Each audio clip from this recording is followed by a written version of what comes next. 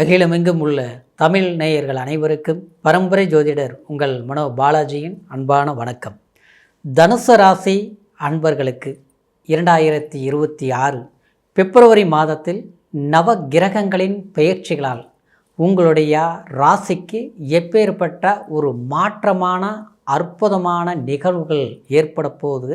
இந்த நவ கிரகங்கள் உங்களுடைய வாழ்க்கையில் சந்தோஷம் செழிப்பு எவ்வாறு சூழ்நிலைகளை உண்டாக்க போகுது அப்படிங்கிறத பற்றி தாங்க இந்த பதிவில் இப்போது நம்ம தெளிவாக பார்க்க போகிறோமுங்க. ஃபஸ்ட் டைம் பார்க்குறவங்களா இருந்தீங்கன்னா சப்ஸ்கிரைப் பண்ணி பெல் பட்டன் அழுத்தி ஆல் ஆப்ஷன் கொடுங்க. தனுசு ராசி குரு பகவான் இல்லையா, உங்களுடைய ராசி அதிபதி. அதே சமயம் 4ஆம் அதிபதி சுகஸ்தானாதிபதியும் வரக்கூடிய ஒரு குரு பகவான் இல்லையா. அதனால் நீங்கள் ஒழுக்கம், நேர்மை, தான தர்மம் இது எல்லாமே யோசிக்காமல் செய்யக்கூடிய ராசி இந்த தனுசு ராசியில் பிறந்தவங்க. நல்லா யோசிச்சு பாருங்கள்.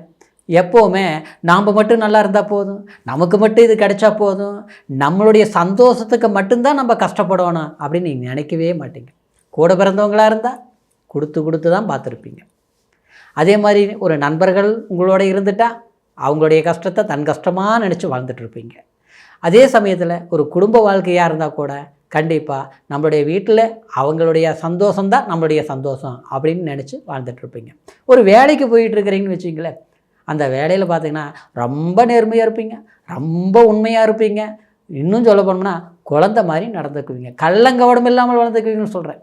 அந்த மாதிரி ஒரு தாய்மையான உள்ளம் கொண்ட ராசி இந்த தனுசு ராசிக்காரர். ஆனால் அந்த சூழ்நிலையில் நம்மளுடைய பிறப்பு அடிப்படையில் இருந்தாலும் இந்த கிரக பெயர்ச்சிகள் நமக்கு சமீப காலமாக இப்போ 4ஆம் இடத்துல சனி பகவான் இருக்குது இல்லைங்களா, அர்த்தாஷ்டம சனி, மன உளைச்சலுக்கு ஆளாயிருப்பீங்க, மாற்றம் இல்லை. நாம் மற்றவங்களுக்கு நல்லது நினச்சாலும் ஆனால் நமக்கு என்னவோ கொஞ்சம் நெருக்கடிகளை தான் கொடுத்துட்டு இருந்தது. அது குடும்ப சம்மந்தப்பட்ட ரீதியிலையும் மன உளைச்சலுக்கு ஆளாக வேண்டிய ஒரு சந்தர்ப்பங்களும் உண்டாயிருக்கும். அது 3ஆம் இடத்துல ராகு வேற சஞ்சாரம் பண்ணிகிட்டு இருந்தது. அப்போது மனசில் எப்படின்னு தெரியுங்களா, அலைச்சல் அதிகமாக இருக்கும்.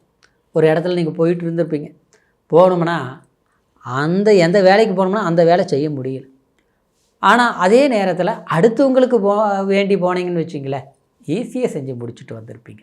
இந்த மாதிரியெல்லாம் இருந்ததுக்கு சில கிரக பயிற்சிகள் காரணமாக இருந்தாலும் இந்த பிப்ரவரி மாதத்தில் நவ கிரகங்கள் பயிற்சிகள் உங்களுக்கு சாதகமாக இருக்குது. அதனால் சந்தோஷப்பட வேண்டிய ஒரு வாய்ப்புகளாகத்தான் அமைஞ்சிருக்குதுங்க.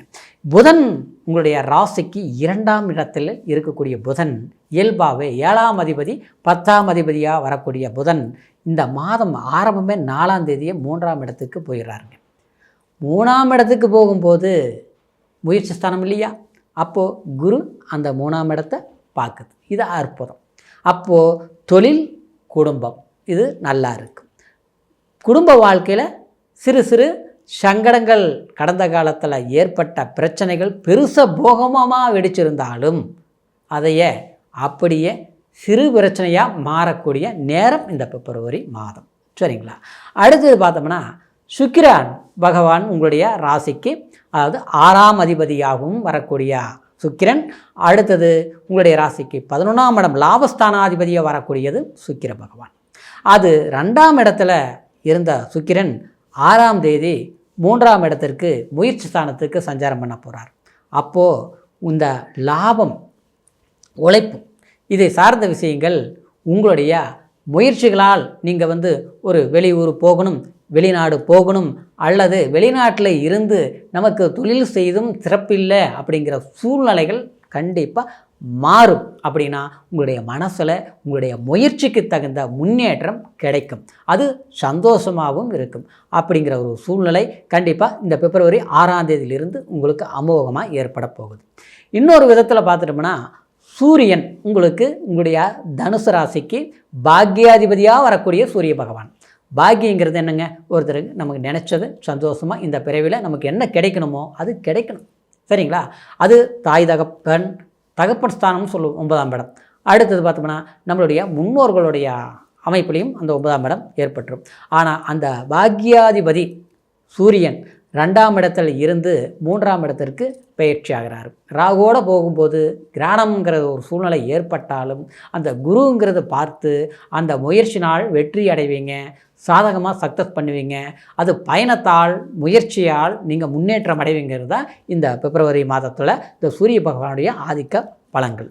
இன்னொன்று பார்த்தோம்னா உங்களுக்கு 5ஆம் அதிபதி புத்திரஸ்தானாதிபதி பூர்வ புண்ணியாதிபதி அந்த செவ்வாய் உச்சத்தில் இருந்து அதாவது 23ஆம் தேதி 3ஆம் இடத்துக்கு போகிறதுனால இந்த 23ஆம் தேதிக்குள்ளேயே கண்டிப்பாக தனம் பேச்சு எதுவும் கம்பீரமான வார்த்தை நீங்கள் நினைச்சக்கூடிய சில விஷயங்கள் எல்லாமே பணவரவில் இருந்து தனவர வரைக்கும் குடும்ப சூழ்நிலைகள் வரைக்கும் நம்ம சாதகமான சில வாய்ப்புகளை கண்டிப்பாக நம்ம உருவாக்கி வைப்பீங்க. அந்த மாதிரி வாய்ப்புகள் இருக்குது. அந்த வாய்ப்புகள் இந்த காலகட்டத்தில் உங்களுக்கு சரியான முறையில் ஏற்படுத்தக்கூடிய ஒரு பலம் உண்டாக்கும் இந்த செவ்வாயுடைய ஆதிக்கம். 23ஆம் தேதிக்கு பிறகு பார்த்தோம்னா கண்டிப்பாக அதாவது உங்களுக்கு அதுவும் ஒரு சாதகமாக தான் இருக்குமே தவிர பாதகத்தை ஏற்படுத்தாது. இருந்தாலும் கொஞ்சம் ஆரோக்கியத்தில் கொஞ்சம் கவனம் எடுத்துக்கணும். எதுவுமே கொஞ்சம் சாப்பிட்ற சாப்பாட்டில் இருந்து பயணத்தில் வண்டி வாகனம் போக்குவரத்து சம்மந்தப்பட்ட ரீதியிலையும் கொஞ்சம் நிதானமாக இருக்கிறது நன்மையை கொடுக்கும். திருமணம் ஆகாமல் இருக்கக்கூடியவங்களுக்கு திருமண வாழ்க்கை கண்டிப்பாக கைகூடி வரும். திருமணம் இதுவரைக்கும் தடையாகிட்டே இருக்குது, எதுவும் பண்ண முடியல அப்படின்னு தள்ளி போன விஷயங்கள் சாதகமாக முடியக்கூடிய ஒரு வாய்ப்புகள், நல்ல நற்செய்திகள் சேரும். அடுத்தது பார்த்தோம்னா ஒரு அதிர்ஷ்ட வாய்ப்புகள், ஒரு நன்மையான விஷயங்கள், ஒரு நட்பு வட்டாரங்கள், ஒரு பழக்க வழக்கங்கள், இதன் மூலியத்தில் ஆதாயம்ங்கிறது எனக்கு இது வரைக்கும் கிடைக்கல, நல்லா இருந்த நட்பு பிரிஞ்சு போச்சு, வம்பு வழக்கம் ஆகி போச்சு, மன உளைச்சலாக இருக்குது, மன கஷ்டங்களாக ஏற்படுத்திட்டாங்க, நல்லா நெருங்கி இருந்த ஒரு நட்பு கூட இன்றைக்கி நம்ம பகையாகுது, வெறுப்பாகுது, காரணமே இல்லாமல் விலகி போகுதுங்கிற சில பிரச்சனைகள் இருந்து உங்களை உணரக்கூடிய ஒரு வாய்ப்புகள் கண்டிப்பாக உண்டாக்கும். அதனால் ஒரு சந்தோஷம் மகிழ்ச்சிங்கிறது உங்களுடைய வாழ்க்கையில் ஒரு விட்டு போன ஒரு கெட்டு போன நட்பை கூட அது வளர்ச்சியாகக்கூடிய ஒரு வாய்ப்புகள் உண்டாக்குங்கிறது இந்த பிப்ரவரி மாதம் ஒரு சூழ்நிலை கிரக பயிற்சிகள் இருக்க போகுதுங்க. இன்னொரு விதத்தில் சொல்ல போனோம்னா உங்களுடைய ராசிக்கு அதாவது இந்த 4ஆம் இடத்தில் இருக்கக்கூடிய சனி பகவானால் ஆச்சுங்களா, சனி பகவானால் அர்த்த அஷ்டம சனி நடக்கிறதுனால கொஞ்சம் வண்டி வாகனம் போக்குவரத்து இதில் கொஞ்சம் கவனமாக இருக்கிறது ரொம்ப நல்லது. அடுத்தவங்களை நம்பி இறங்கக்கூடிய சில விஷயங்கள் கொஞ்சம் கண்ணும் கருத்தமாக இருந்து யோசித்து முடிவு எடுக்கணும். பணம் கொடுக்கல் வாங்கல் ஜாமீன் கையில் போடுறது இதில் எதுவும் செய்யக்கூடாது.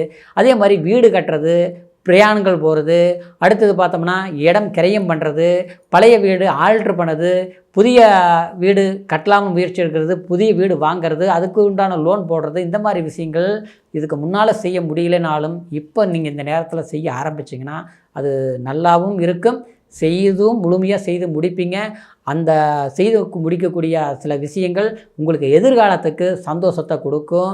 குழந்தைங்களுடைய எதிர்காலத்துக்கும் தேவையான ஒரு மன நிம்மதிகள் கொடுக்கும்.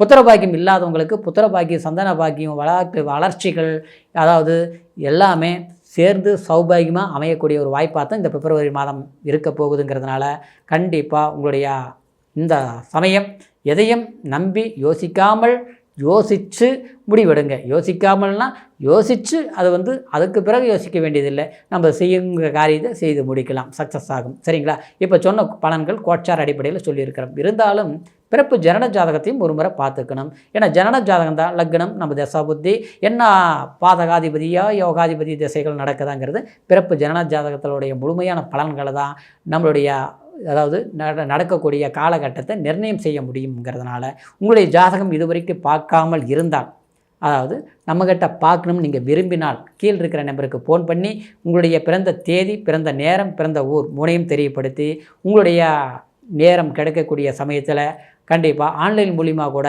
உங்களுடைய முழுமையான ஜாதக பலன்களை தெரிஞ்சுக்கிட்டு புதிய முயற்சிகளாக எதிர்பார்க்கக்கூடிய சில காரியங்களை சக்ஸஸ் பண்ணணுங்கிற ஒரு நம்பிக்கையோட முயற்சி எடுத்திங்கன்னா கண்டிப்பாக உங்களுடைய வளர்ச்சியாகும், அமோகமான சிறப்பை கொடுக்கும் அப்படிங்கிற ஒரு பதிவு மூலமாக மீண்டும் அடுத்த பதிவில் சந்திக்கும் வரைக்கும் நன்றி, வணக்கம்.